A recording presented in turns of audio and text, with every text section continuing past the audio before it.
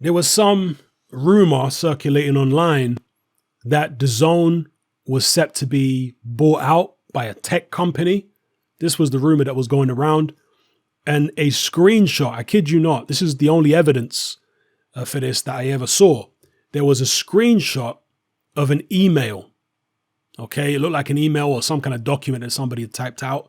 A screenshot of an email, and it was written in very poor English, by the way, which is never a good sign in terms of authenticating a document. If it doesn't even have good English, can it really have been written by somebody in the know, behind the scenes with Dazn, linked to the tech company, or an actual professional journalist, if it's got really bad spelling and grammar? But anyway, this email or whatever it was, this document, a screenshot of it surfaced, and it claimed that Dazn was being bought out by a tech company.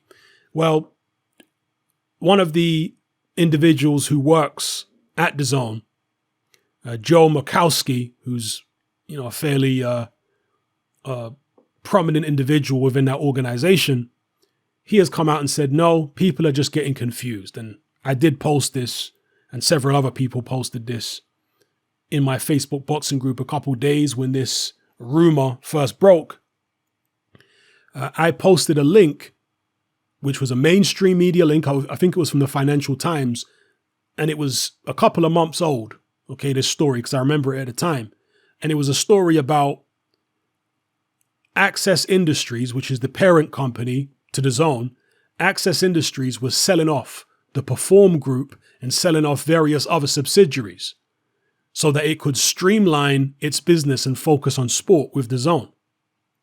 This was public knowledge. This was on public record several months ago that that Access Industries were doing that, selling off Perform and various other subsidiaries. And Joe Makowski basically comes out and says the same thing, that people are getting confused with the selling off of Perform Group and various other Access Industries subsidiaries with the selling off of Dazn. So this is what Dazn themselves are saying. If there's any truth to that poorly written email, then I guess we'll find out in due course. But at the moment, Dazn are denying what the claims in that email, and they're just saying that people are getting confused with the fact that, as I say, Access Industries are selling off various other parts of their portfolio. So yeah, that's just a quick video to give you an update on that. Let me know what you guys think in the comment section below. And of course, if you've got any more information, see, it was incredible to me that people were believing the email, the screenshot of an email, without having any kind of verifiable source. They were acting as though it was just stone cold fact. If you come out and said, okay, this is an email, a screenshot of an email, it could just be nonsense. It might be something that somebody made up. I have no way of authenticating it, but here you go. Take it or leave it. Have a look. What do you think of this? If they'd done that, you would say, okay, fair enough. That's reasonable. Yeah, because they're not saying it's authentic. They're just putting it out there. But people were reposting it as if it was absolutely solid truth and fact. And there were people saying, aha, Eddie Hearn, I told you Dazn would fail and this, that, and the other.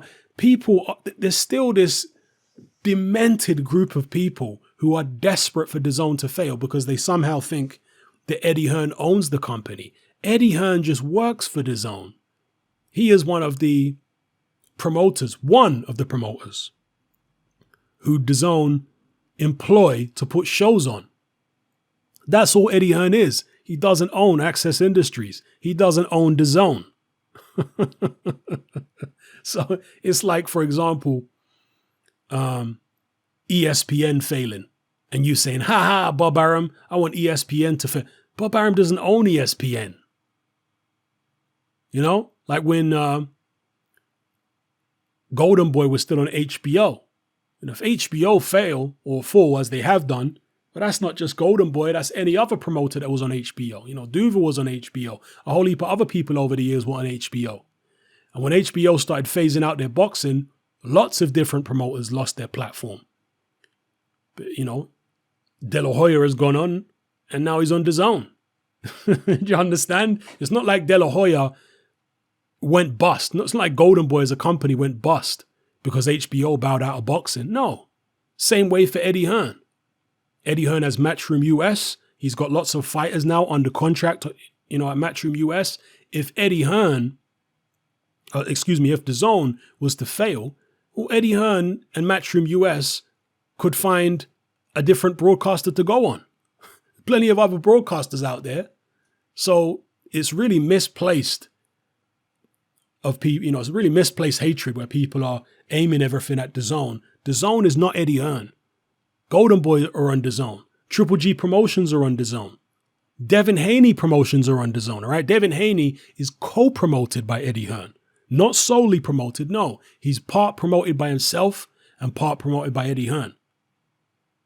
So all these people desperate for Hearn to fail, these people are idiots anyway.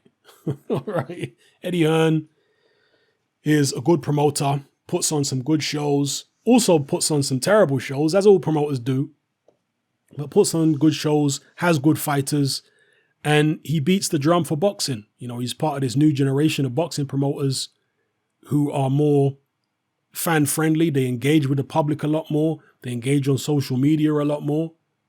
And that is able to take boxing to the next level in terms of popularity. So, people can hate all they want, but they're hating for the wrong reasons. Most of these people who are desperate for DAZN to fail, they're not really boxing fans. They're just Deontay Wilder fangirls. That's all they are. They're not really true boxing fans. They're just people caught up in this whole US versus UK, Joshua Wilder thing. They're fly-by-night fans. They're not the real true proper boxing fans. Because proper boxing fans are happy to watch boxing on any platform. Particularly if they're in the United States and they've been getting extorted for pay-per-views, paying $75. If an app like DAZN comes along and they're charging you whatever it is now, $20 a month for a whole month for boxing, and you're getting like pay-per-view level fights, who on earth would think that's a bad thing? Who on earth would want that to fail? You'd want it to succeed, but you've got these demented people out there who want it to fail, so everybody can go back to paying $75 for every, big fight. I mean, Canelo versus Jacobs didn't turn out to be a very good fight. Imagine if you'd paid $75 for that. Yeah, you've lost far less when you've only paid $20, and on top of that, you get AJ versus Andy Ruiz as part of that $20 that you paid. If you signed up just before Canelo Jacobs, you get AJ Ruiz included. You get a whole month worth of boxing included. But yet you want DAZN to fail so you can go back to paying $75 for one night of boxing? People are demented, I'm telling you. So anyway, let me know what you guys think in the comment section below. It's happening about.